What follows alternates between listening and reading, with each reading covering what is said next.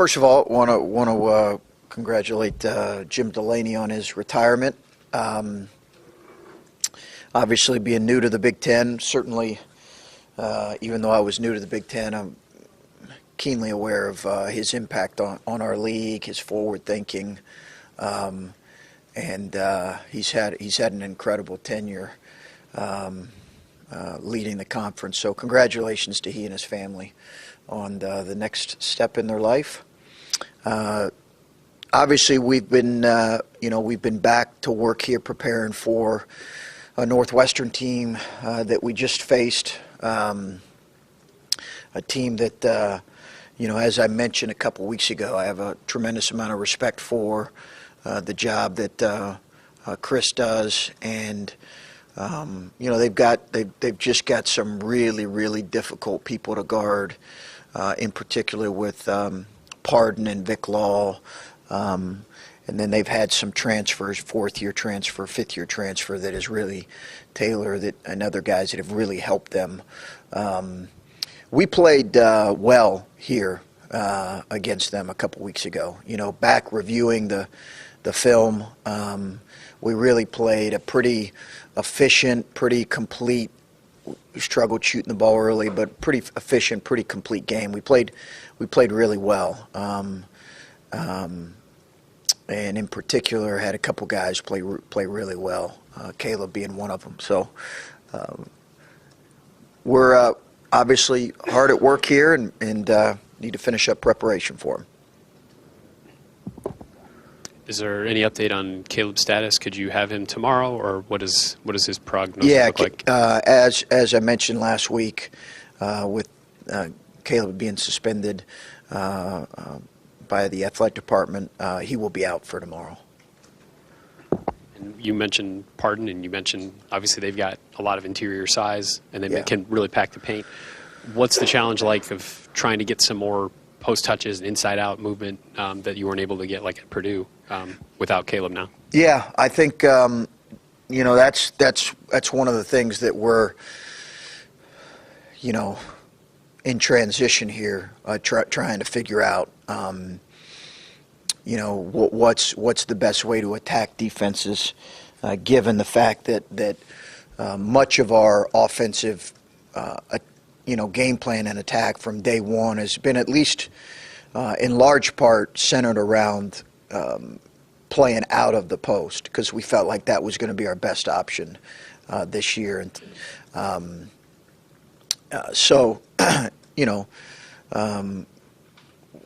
we're just in the process of thinking through all that in terms of personnel and adjustments. It's hard to make too many significant adjustments at this point, but we're in the process of looking at all that, which makes it difficult, but we need to. You mentioned on your radio show yesterday that Kyle can't practice because of the leg injury, and if he practiced, he wouldn't have it to be able to play. I'm curious, when you guys are deciding when to bring him back, what goes into that, knowing that he's only going to be able to give so much, how you make that decision and how you make the decision to have him for games? Initially, when the decision was to bring him back, I think we felt like any little bit was better than nothing, and I think the medical staff felt confident that he wasn't going to be completely healthy until he takes about 4, 5, 6 weeks completely off of his leg. But because that wasn't going to be possible, and because of our lack of depth already, Kyle had a willingness to want to play, and we obviously needed to get him back in. So what has happened is just the lack of practice time has really hurt him, and it's hurt his conditioning, it's hurt his ability to play physically. It's hurt our team, but there's nothing any of us can do about it. So, but it's affected him for sure. Chris, is there an end game to Wesson's suspension? If there is, and maybe you don't want to share it, or there isn't? Yeah, It's not really something I'd like to discuss right now. I think we're trying to keep that in-house as much as possible. I think we're trying to take it, day by day, and I'm looking at it day by day, and I'm also being advised on kind of what to do. So by people above me. So It's not your sole. no. And how did you react? I'm sorry I wasn't here last Friday. How did you react when he's put you in a very tough spot, and kids make mistakes, and I don't want to gang up on him. Sure. Well, what was your message to him? Obviously, he's a part of our family, and we don't use that term lightly. He's a young man that we care about, and I think when you get into this deal here in terms of coaching and working with 18 to 22-year-olds, there's going to be some learning opportunities along the way. As you mentioned, the timing, everybody understands the timing and how difficult the timing is. And I think he understood clearly that, we were disappointed, that his teammates were disappointed. And, I think in some ways that was probably important for him to hear. But as I mentioned, we're gonna move forward here, and hope that this is an experience that there's a lot of growth and learning that can come from it. That's kind of our message. So there's no guarantee he'll play for you in the Big Ten tournament? Well, I don't want to put a specific timeline on it right now. Right now I'm not ready to put a specific timeline on it. Again, he's with us every day. He's involved in everything we do. He's around us. What do you see as the benefit of him traveling? I noticed Dockage made a very pointed comment, not the younger, the older, during the game, as if he messed up. Why is he given the privilege of being with the team almost? Oh, okay. Yeah, Dan did. Okay, yeah, I didn't hear that. I think that, one, it was a weekend game, and I just think that, we want him around our team right now. Yeah. He's not been kicked off the team. So people can have their opinions on how to handle that. That's how I chose to handle it. You talked a lot about the defensive setup without Kaleb. I don't think you probably could have zoned Purdue just with the way that they play. But moving forward, is that something you think you can rely on a little more to maybe take some pressure off of Jay and take some pressure off of all the other guys you have to play who aren't maybe the best on-ball kind of defenders? Yeah. We've looked at it. We have looked at it, and we've batted around and talked about it. One of the things that I think if you're going to zone, one of the things that really helps is if you have some length and size.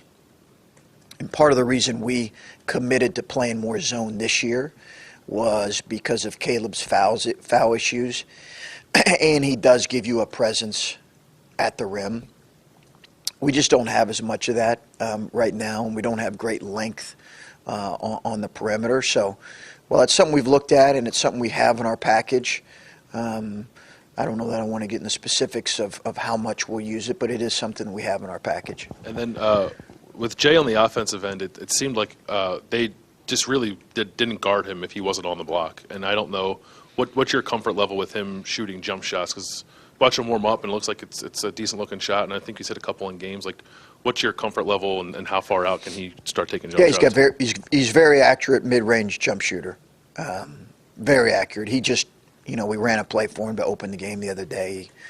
He just missed it. But He's very accurate. He just, he has to get more comfortable. As I mentioned yesterday in the radio show, not that I had a whole lot of alternatives, but putting 3 freshmen and really 4 freshmen in a lot of minutes in that environment probably was not fair to them. And not that they were complaining. I'm sure they welcomed it, but I'm not sure that was the best. I'm not sure we had other options, but I'm not sure that was the best. And I think, Jay was kind of a little wide-eyed going into that environment and playing against that level of game. Hey, Chris, when you, with Kaleb out, last couple of games that he played, he'd really become comfortable passing out of double teams, creating some space outside, open looks for shooters. With a smaller lineup, how do you get that same space? How do you find ways to get your shooters some space so they can look at the bucket? Well, we're going to have to try to screen better. We're going to have to hope that we can get in transition a little bit more. Guys are going to have to play to their strengths a little bit more. One of the things that our smaller guys can do is get on and off ball screens a little bit quicker. Again, that's kind of. You don't want to be going into the last week of the season and saying, okay, hey, we're going to overhaul everything we've done offensively and defensively. But there are some things that we have to look at and say, okay, hey, do we need to do this? Do we need to run this? And some of it is, listen, we're not sure how effective it's going to be.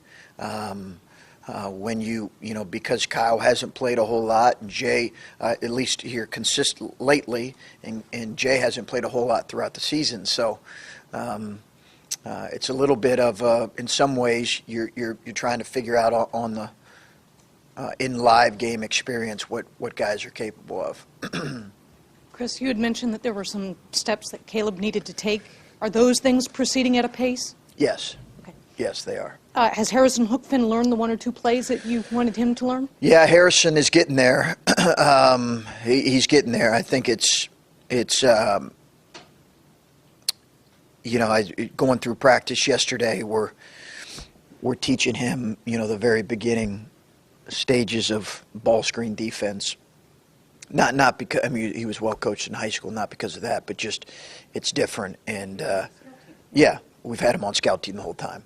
And I thought to myself, this is a first, practice 93. We're teaching ball screen defense to a guy that could play in a game here in a day or two. So we'll see. And when any game is as lopsided as this past weekend's was, looking at film, were you okay with the effort level the entire time? Was it all a matter of execution, or were you upset at certain areas of energy too? Yeah, we did not bring enough competitive fight to that game and effort in general. So we all take responsibility for that. But no, it wasn't. Very rarely have I said that about this group or last year's group. Very rarely. It's been very rare, but that was the case. There'll be time to dissect it all when the season is actually over. But as you're sitting here now and you're talking about overhauling offense and defense, and I know you simplified things back in January when things weren't going well. This season, the way that it has maybe tested this group and tested these guys, in what ways has this season impacted you or changed you or challenged you as far as just all the different ways it seems to be sort of pushing you and stretching you?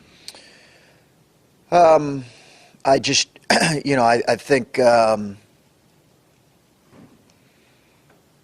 haven't been through a season like this before. And obviously I haven't been a head coach for 20 years, but have not been through a season that has had this many kind of twists and turns to it. Having said that, it's really exciting, and I'm really grateful for this group, and I'm really grateful that we have the opportunity to play games that matter in March. I'm really grateful for that, because it certainly could have looked a lot different. So that's got to be our focus, and stare the challenges straight ahead and attack them with aggressiveness and and confidence and positivity, and that's what we're trying to do. I just wonder what it's like waking up on game day, because I've been just talking to people in my family, and I say I'm excited at this point of the season to see what that night is going to bring, because I feel like this team has been somewhat unpredictable that I legitimately don't know what's going to happen. Yeah. And I'm sure that's not a good feeling as a coach, but I just wonder what it's like for you to wake up on game day and to be kind of where you are and to coming off such swings from one game to the next, just what it's like when you wake up on game day and think, well, okay, you're assuming that you go to sleep. Which is not always the case. No, was not the case last night. I just, I think it's as much as possible, Adam, you're just trying to stay in the moment.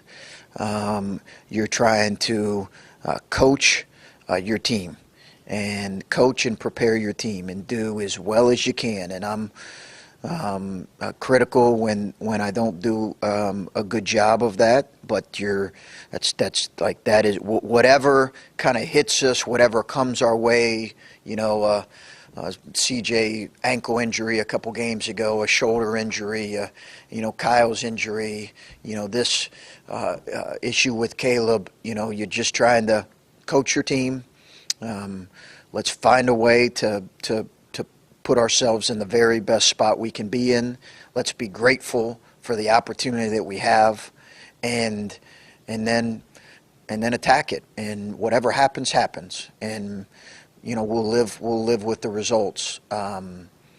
That's really what we've tried to do, and what we're going to continue to try to do here.